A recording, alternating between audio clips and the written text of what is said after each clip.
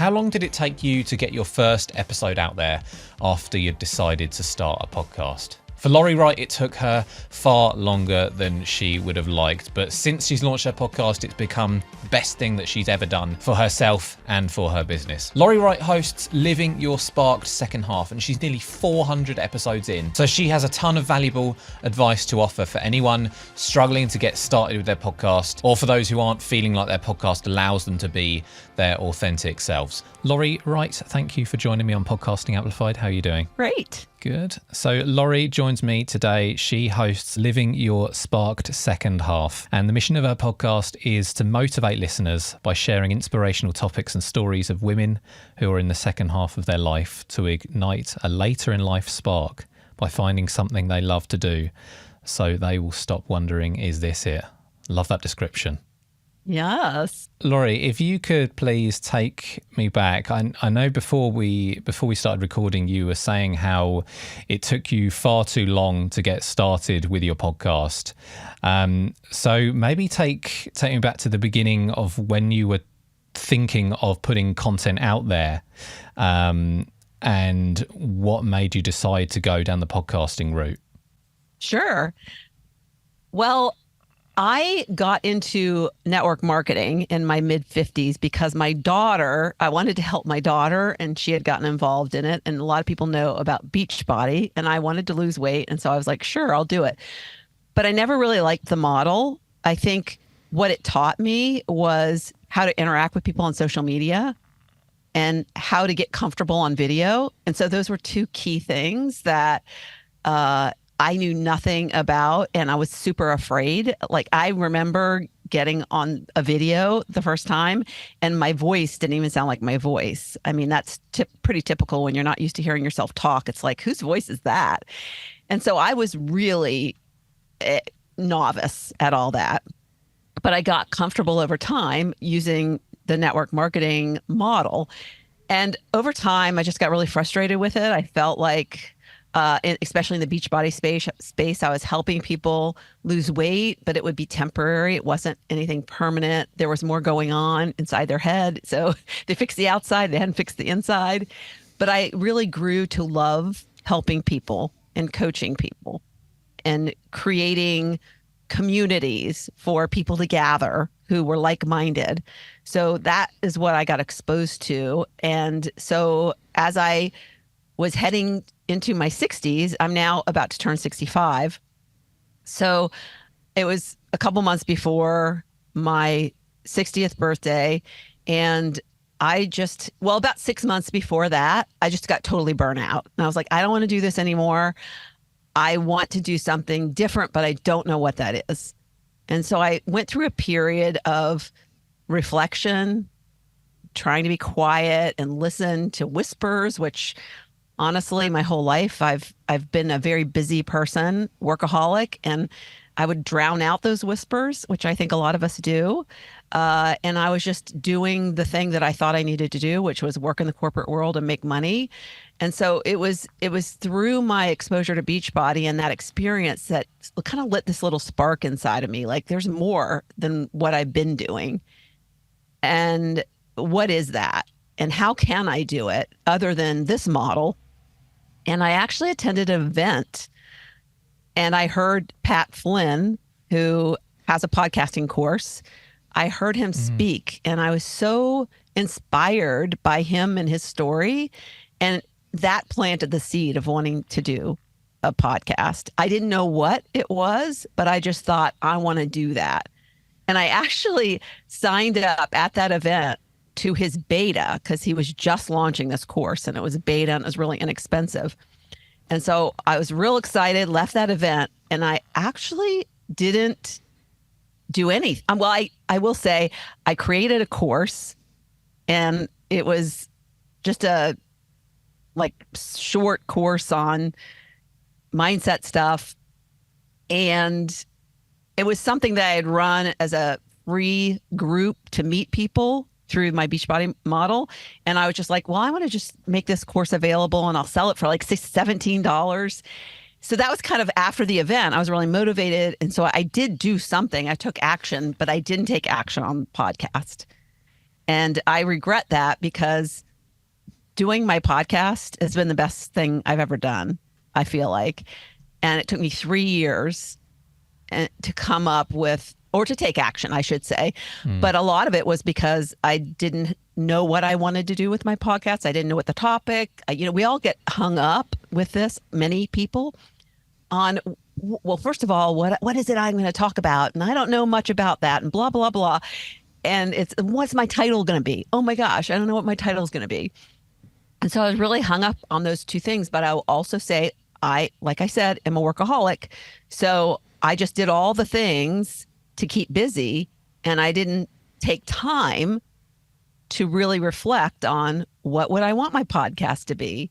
What could the title be? If I had just gotten silent and focused on that, I know I would have had the idea in a couple of weeks. But I just did what at the time I felt was the easiest to do. And podcast to me that's hard because it's not what I know. So that's kind of the backstory of how I got into podcasting. My podcast has lit a fire in me. So my podcast is called Living Your Spark Second Half. And let me back up. What I would say is to see, if you're thinking about starting a podcast, what is it that you love? Like, who would you want to talk to? Because this is your excuse to sit down and have conversations with people. You don't have to be an expert in anything. You can just be a host, an interviewer. You can find interesting people. And if you have a business where you're in masterminds, you're in communities, even if you're just in a Facebook group of an interest area and you're meeting people in that Facebook group, those are potential guests. And so I got so hung up on, well, I don't know. I don't feel like I'm an expert in anything. I'm a generalist. Yeah. And so all these excuses, I also let the tech prevent me from getting started.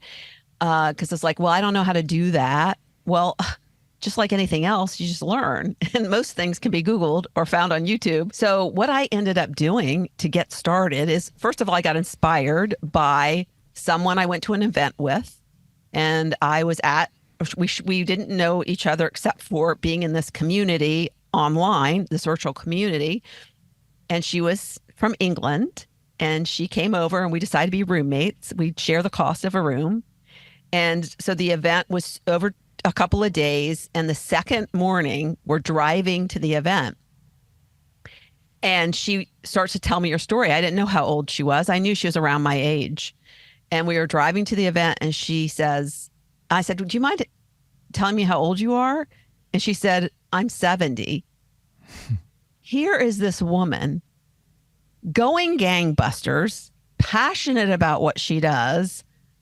She has all the reason to slow down at her age, right? But it was like she was just getting started. And she was so excited and helping people. She had a course and program to help people with their dogs. She became very late in life a dog trainer.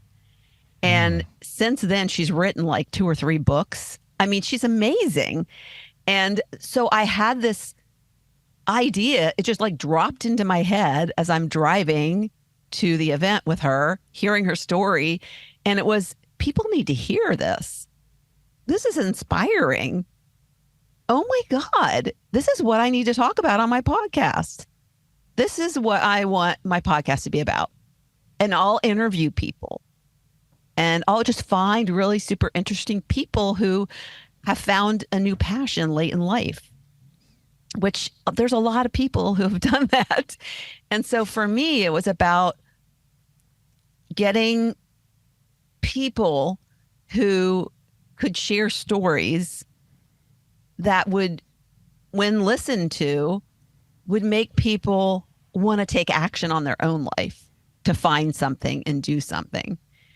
And so I ended up calling it Not Your Average Lives, because I'm not your average grandma online. And so it just kind of aligned with my brand. But over time, what I realized is that although these people have what I consider not your average lives, the focus was on women mostly. I've had a few men, but mostly women, but have really done something different in their second half. And so when you look at a title that's not your average lives, it doesn't really say much about what it is. And so I really wanted a title that spoke to more specifically the niche. And so it's been living your spark second half for a couple of years. And I also have a program called Second Half Spark School. So it aligned with that program. And so, yeah, so I it's easy. I know people get all hung up on the title. And the reason I say this is because you can change a title. Yeah. And people scroll back into because I didn't like create a new podcast. I just kept on recording new episodes.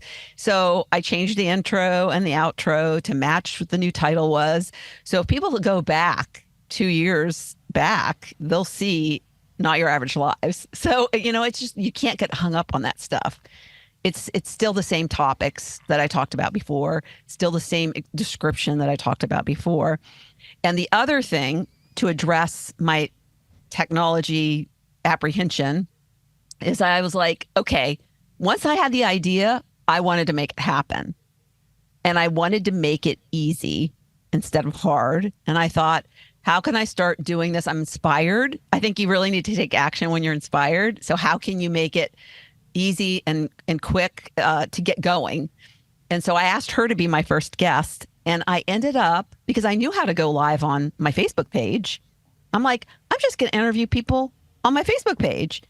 And I didn't even have to do it live. I can't remember if I did it live or not, but I could just do it through Zoom and then upload the video after. So that is how I really started my podcast.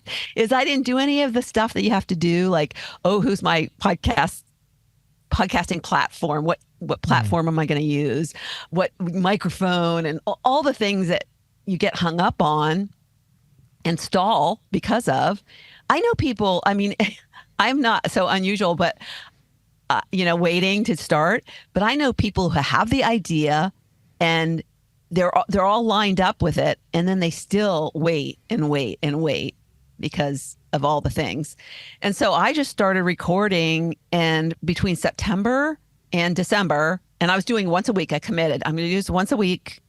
And I've been consistent. I've not missed one single week. And so I'm really proud of myself 4 years later that I can say I've not missed a week, and I've done 2 episodes for several weeks of those. Because what I found is after I got started is that I wanted to talk by myself sometimes. And I thought if people are really going to get to know me, I want them to get to know me through me sharing my stories, my ideas, my insights. And over that time, I got certified in coaching. So I gained a lot of skills and knowledge that I felt more expert in. But I didn't start there when I started my podcast. It was a very, to me, easy lift because I just decided I'm going to interview people. I've always been a fan. I've always thought I want to interview people on the red carpet type of thing. And I just am fascinated with people too. And of course, as a coach, that makes perfect sense. But anyways, I had, I want to say 14 episodes when I actually went to launch on a podcasting platform. And it was kind of nice. I split it up into, 2, I dumped 7 episodes and then 7 episodes on the first couple of weeks I launched.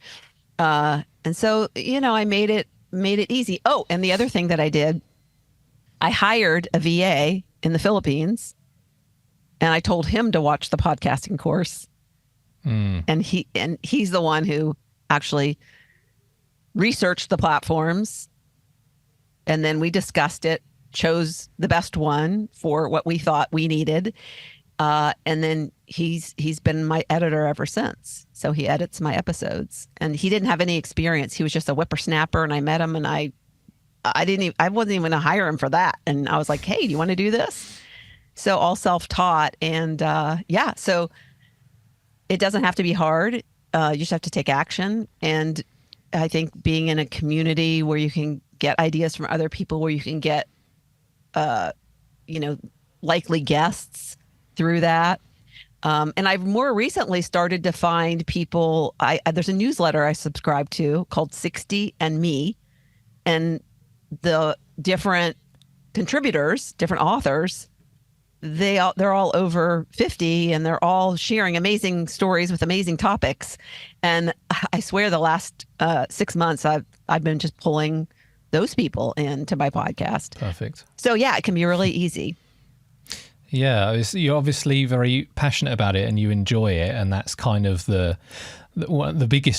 main requirement, really, because that people fall into different camps. Somebody could know exactly what they want to do. They know exactly when they're going to launch. They buy all the correct gear. They know exactly what they're doing in terms, the technical side of things. They launch, and then if they don't have the passion for it, they could still end up pod fading after 10 episodes. But then from your perspective, it's taken you years to get started, and eventually you just had to dive in, even though it wasn't perfect. But then here you are nearly 400 episodes later. Yeah. Well, I read an interesting statistic earlier today, and it was, and I don't know where it came from. Somebody just posted it and said they heard this. So, with a grain of salt, but they said only 10% of podcasters, people who start podcasts, publish more than one episode. And only 20% of that 10% post more than 10 episodes. So there's a lot of people who start because people might be like, oh, well, that's not a good model because there's too many podcasts now. And so there's no chance I have. Well, first of all, I don't really care. I mean, I want my podcast to grow, but I want to do it because I like doing it. And so I would wonder, if you want to do it and you only do one episode, then who are you really helping? And why did you want to do it? And maybe it's not the right topic for you, because if you're not going to do it more than once. And it takes so much practice, right? I mean, to me, practice is doing it. I wasn't great in the beginning. I talked way too much. I probably didn't ask as many questions. I was but when you listen back to yourself, you're like, oh, okay, I shouldn't do that, or I should do this. And so you just get better over time, just like anything. We all were crappy riding bikes when we first started riding bikes, and we fell a lot. So you just kind of the same thing. You just get better with practice. The people that are on TV, they have had a lot of practice. And so, I just didn't worry about that. I just worried more about inspiring people and allowing the stories to do the work of that. Yeah, I've heard similar figures, and just from the research that I look on Podchaser and look at all the new podcasts coming up and the old ones as well, and there are so many. And also when I research names to help clients or just out of curiosity, researching names for podcasts, and it's really hard to find a unique name for your podcast. And part of that is because there are so many podcasts on there with just one episode. So the name sort of is available because it's not active, but it's best to have a unique name. But yeah, it would be good I would like to speak to some of the podcasters who haven't made it past sort of 2 episodes and find out what the key thing is that stops them. I don't know, maybe when you start recording and you realize that there's an awful lot of work that goes into it with the editing and stuff. Yes. Or I think a lot of people edit their own, and it takes a lot of time. Yeah. And I think also a number of people, kind of like me, sign up for too many things. And so you got to figure out there's a season for everything. And once you get started, I think you get into this pace that makes it easy. I just try to interview people and have at least one interview a week, and then get ahead. So you're not get to a week where I'm going out of town, I'm not going to do any interviews, and then I don't have anything to post. And lately, I didn't have an interview to post last week, so I just did an episode on my own. That I was inspired. I was like, what do I think they need to hear? And I had an idea. So one of the things I'd like to talk about is how do you get ideas if you have an interview format and then you don't have an interview like that. Or maybe you just want to start a podcast and you don't have interviews lined up yet, or you're not going to do that model. You just want to talk about share things that happen in your life. So I've done, in order for me to speak to something on my own, I needed to have like my creative juices flowing, because it's like, because at a certain point you feel like you exhaust your knowledge. Like I already talked about that. And what I will say is that if you haven't talked about it for a year, you can talk about it again, because people rarely go back and listen to all those old episodes. You can also give the same topic a different title, and different titles will speak to different people different ways. But I have done a couple of different themes where it's helped my creative juices flow. So I decided at some point, it was probably like a year into my podcast, I said, I want to do 2 episodes a week. And I want to consistently do 2. So I'm gonna do it for a year, and that's what I want to do. A little more work, but I was willing to do that. So I decided to do, and it was fun to do, because I said, I'm gonna do a just friggin' do it theme. So every episode would be, I just friggin' did this, or I just friggin' did that. And what I made it be is a challenge to me, because it made me do something that I'd either wanted to do for a long time and never did, or something that was really scary that I thought of, that, oh my gosh, let me try this, and then I'm going to share my experience. And so it was once a month, because I was originally going to do it once a week. So I was like, I don't want to scare myself once a week. I just do it once a month. Yeah. So that was a lot to sign up for. So I was like, okay, 12. I came up with 12 topics, 12 scary things I wanted to do. So that filled like 1 slot a month. And so that was kind of fun to do. And then I was really inspired by a book that I read called Simple Abundance. And Simple Abundance is a very thick book that's basically 1 excerpt a day about having an abundant mindset, like 365 lessons. And I was so inspired. I mean, that book was so good and so powerful that out of the 7 excerpts each week, I would pick one that was the most profound to me, or resonated the most with me.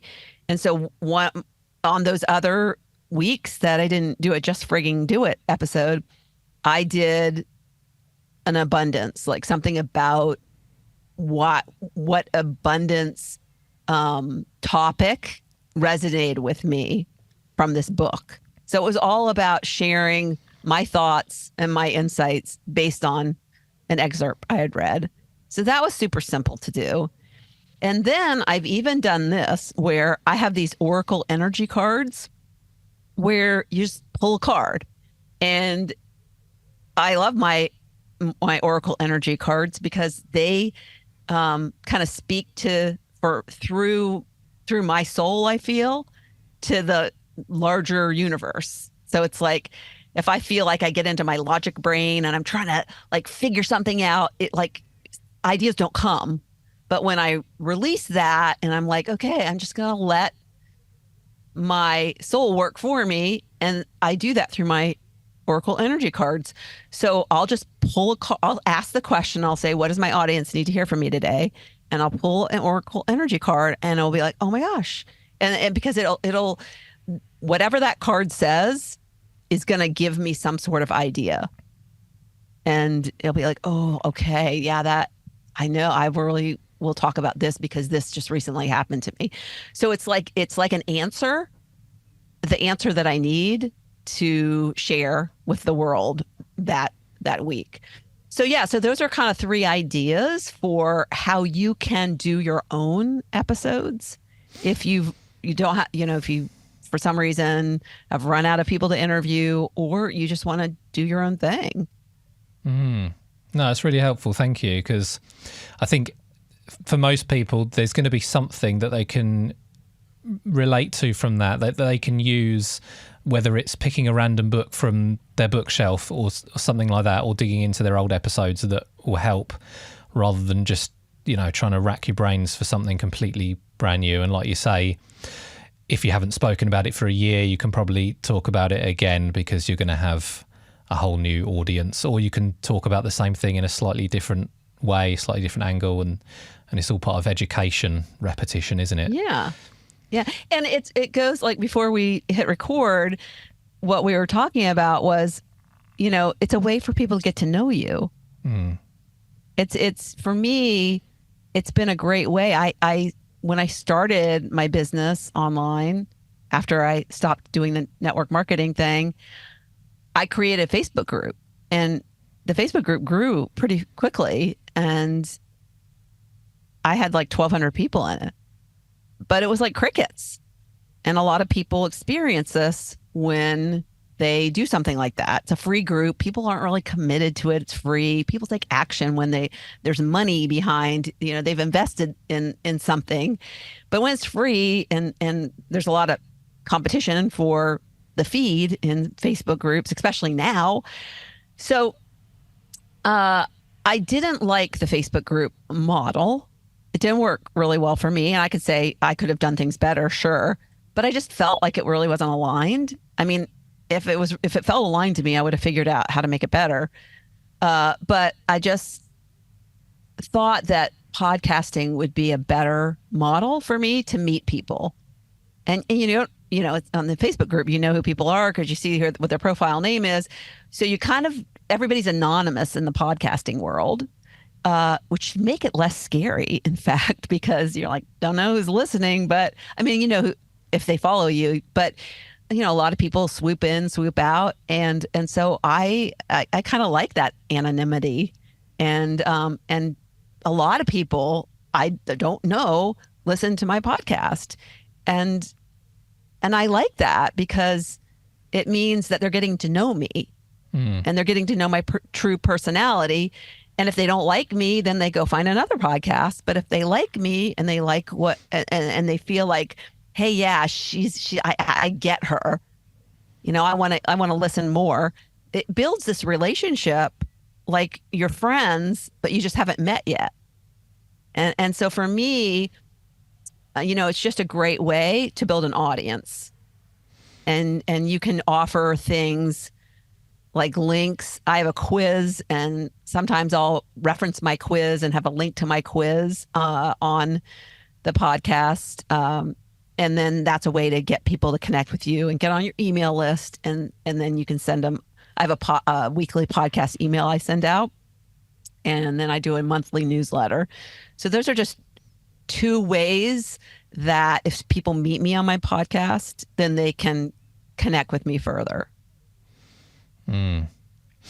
So, and they can connect with you further. You've got your Not Your Average Grandma brand, and I've noticed that, that's across Instagram and Facebook and things as well. How can people connect with you further, and how are you sort of using that brand?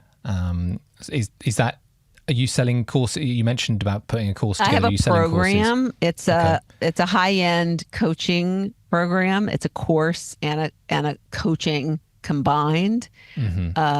And yeah, I open that about 2 or 3 times a year. And so that's something that, really I work intimately with people in a group coaching format, and literally their lives change. It's incredible to see the impact of the work. It's so rewarding. And then last year in September, I did my first in-person retreat. So a group of women joined me in Sedona, Arizona. And I really felt like, oh my gosh, I was so in my passion. It was one of the most, I love my podcast. The retreat was like on another level. Yeah. And it's really what I think people need. Women at this age need to meet women who want more out of life and want to live the best life possible. And there's still a lot of time left to do that. And in fact, the happier you are and the more involved you are in a passion and a community, the more likely you are to live longer. There's science behind it. So that's the one thing that I just started that I want to continue, is to have in-person retreats. And it was more of a personal development retreat. It was did content, and we did a little adventure like hike, and we did a sound healing session. And so there was, some activities blended in with content. But I actually deep down want to do more adventure focused retreats. So we'll see where that ends up. I have a friend, there's a couple that bought a castle, friends of ours, that bought a castle in Scotland. And we went last summer, my husband and I, in August, and spent a week there. And it would be a perfect place for a retreat. So that's like on my vision board for the future. And how much of a part does your podcast play in this? I'm guessing people will find you if they want to learn more after they've listened to an episode. But how much is it sort of driving people to sort of making these retreats possible? Yeah, that's a good question. So I would run an ad. I don't monetize by getting sponsors, or at least not yet. But I do my own ads just to let people know if something's going on. So when my retreat last year was open and people could sign up, then I had a little in the middle of the podcast, sorry to interrupt, but I just want you to know about this thing. And they would get on a wait list, or if it was open and they could actually sign up, it would provide that information, that link. So yeah, I talk about stuff. I did an episode about how the retreat was the best thing I ever did, and how, what we did on the retreat. And I'll invite guests. Like I have students who have had amazing transformations come on as guests. So, and share their stories, because they couldn't get out of bed with depression, and their life is completely different. In fact, one of my students, I think she was a podcast listener, found out about a free workshop I was doing, joined the workshop, and then ended up joining my program. And then she became one of my peer mentors. I have some students who help me with my students. They're kind of like people who've transformed, and they know the course, and they know, how to help people, because I'm only one person, and they're great. And so she became a peer mentor, and we're actually going to Thailand together in a month. So she's become, she started out as this complete stranger on the interwebs, and she's become a friend. And so that's an amazing thing that can come of taking action to just start something that you're interested in.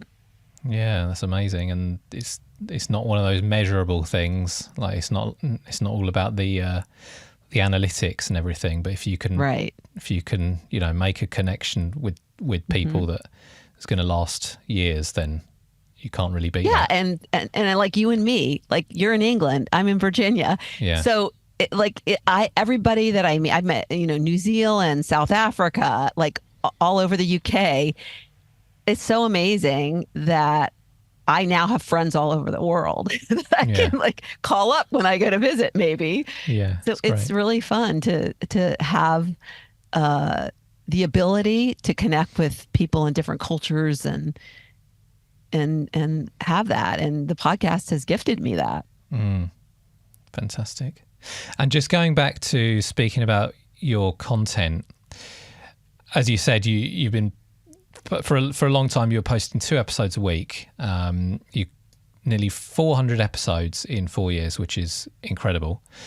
How have you avoided completely burning out on the podcast? Have there been any times where you've sort of gone through periods where you feel like, I just can't record this week or something like that? That's a really good question, because I do think that happens to people. But for me, it's just been a deep commitment that I've made, and I've never wanted to skip a week. I mean, I have gotten to the point where, oh my gosh, I didn't get it done, but I get it done and just post it on Saturday. You know, I mean, those have been rare, but, you know, I just won't miss a week. And even when I've been sick, you know, I'll record with my nose all stopped up. That's the one recently that I didn't post until Saturday because I was like, I'll get better by Saturday. I still was pretty sick. But yeah, I'm maybe a little unusual in that. But to me, if you're really passionate about something, it never feels like work. It never feels like, oh my God, I have to do this. And because I feel like whatever message I have to share is something at least one person needs to hear. And so I just take it as, you know, I'm not somebody who is on social media, who's constantly like messaging people and connecting with people and commenting on posts, which I probably should do more of. And I realize I think my outlet for that is because I have my podcast and I'm talking that way. And so I don't get sucked into social media and conversations. Because that can be really time consuming. But it's so if I'm trying to like be efficient with my time, it's a way that I can communicate. And people message me, you know, people like my newsletter, I get responses on my newsletter. I get people who are on my podcast email sharing you know, something they learned about an episode and thanking me for it. And so it's really nice sometimes to get these random responses to know that the work you're doing, somebody is listening and somebody is it's helping somebody.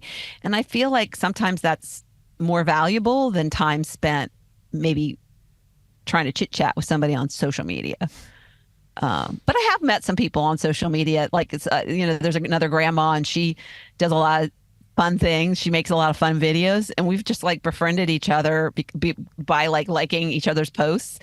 And she's going to come on my podcast. But yeah, there's just things can evolve like that. But I don't set aside time to connect with people on social media. It's just that what I've chosen to do is use my time to do an episode every week. And I will say you can do a short episode. It's really hard for me to do an episode less than 30 minutes, but you can like see a quote that inspires you and you can do a 10-minute episode on, you know, I heard this quote, it resonated with me and I want to share it with you. And this is what it made me feel, or this is what it made me think about, or you know, just share a little something. And it can be very simple. I think people are like, oh my God. And I think a lot of people put a lot of planning and, you know, they're like researching it. And, you know, I don't do that. I put a little outline together, but I pretty much free flow what I'm going to say. And I guess a lot of that is to do with the fact that you love what you're doing and that you are just sort of being yourself. Whereas if somebody's in a place where they're making a podcast and they're feeling like they're sort of putting an act on every week, or you know, speaking to people that they actually don't want to be speaking with, then that's going to make it a lot harder. Yeah. Or trying to be somebody they're not. Yeah. You know, thinking, oh, I have to, you know, be this like super expert, knowledgeable, have all my ducks in a row. People like, I mean, think about it. I love the episodes and the podcasters and the influencers that are the first people to say, oh my gosh, I effed up yesterday. You know, you want to know what I did? Oh my God, I can't believe I did it. And sometimes I'm like, oh, I can't believe they said that. But then it makes you realize, I need to be more vulnerable. Yeah. There's nothing wrong with saying that because it helps people connect with you. And so the more mistakes, and then there's always editing. You can always edit things out. I mean, I can take chunks out of my episodes if I feel like I went on a little too long on a topic. But I use Descript. So I don't know what you use, but we just started using Descript, which is an amazing editing tool. And you can even overdub things, like if you messed up or you want to say something different. So it's a really great tool. And I feel like you can make yourself sound pretty good. Like if you say a lot of you knows or likes, and I think a lot of that too comes with experience. If you listen to yourself and you start to know how to be okay with pauses. I wasn't okay with pauses for a long time because I thought, oh, I need to always be saying something. So even when I paused, I would say, just to fill in that gap. And then you realize there's nothing wrong with pauses. Sometimes pauses say more than filling the gap. And I learned that from a voice teacher. But it is funny how now when I listen to some people, I notice these little things, and it's like drives me crazy. It's like they say like, or they say, all the time. So it's been fun to grow in that respect and know that I am more comfortable with pauses now, because the ideas, we think the ideas won't come to us or the word won't come to us, and it will, but you have to believe it will, and you can't try to like force it out. And so it's okay to pause, and you can so easily edit these things out. And so if you do say like a lot, or you do say a lot, it's easy to strip them out. And then you get better over time with the more episodes you do. Yeah, the pausing is a great tip for people. It always feels a lot longer. If you're pausing for 5 seconds, it feels like you haven't said anything for 2 minutes. But to the person you're speaking to, they're just happy waiting most of the time. They're probably just sort of, it gives them a chance to think about what you've just said. So yeah, that is a great tip. Just trying to sort of teach yourself or get yourself out of the habit of filler words and just pausing instead. Yeah. Pausing adds suspense. So it can be a really good thing. And then also on your content and making sure that you're getting it out on time. You obviously put a lot of work into the episodes, and you've got well-written show notes and everything, which are up on your website. Are those things all things that you've passed off to your VA as well, or do you write those? Mm-hmm. I come up with the title. I always come up with the title because I feel like I know what, I just, and we have tried asking AI for titles, but sometimes AI doesn't do as good a titles as I think need to be done. And again, a lot of that's prompting and just teaching AI to be smarter and giving AI better prompts. But my VA does the show notes. So we have an application process through Calendly. So I ask certain questions. And so when people submit to be a guest, it kind of populates with answers, like, give a less than 100-word bio, and, what questions would you like me to ask you? And it's just a little thing about, it builds a little bit of a context around the person and the content and what they do. And then he's gotten really good feeding that to AI and asking for a particular format back. And he gives me something in draft and I tweak it. It's like, in the beginning, he would do a draft and then I would end up having to do a lot of, kind of editing it and cleaning it up. His English is great, but he's not a writer and that's not his repertoire. And so the AI, it is amazing. So we've really leaned into that, and it's made our jobs much, much better and much easier. And then I have another guy, my son-in-law actually does project management and my website. He's kind of a jack of all trades, and he does my emails. And so he uses AI to do my podcast email based on the show notes. Yeah. But then you do have to go in and double check them, of course. Oh, yeah. Yeah. But it doesn't, I will tell you that most of his emails are like perfect. And I might have to change one word. So it's like, I used to write them from scratch. Yeah. And when I did 2 episodes a week, it was more content so I'm now just doing 1 a week.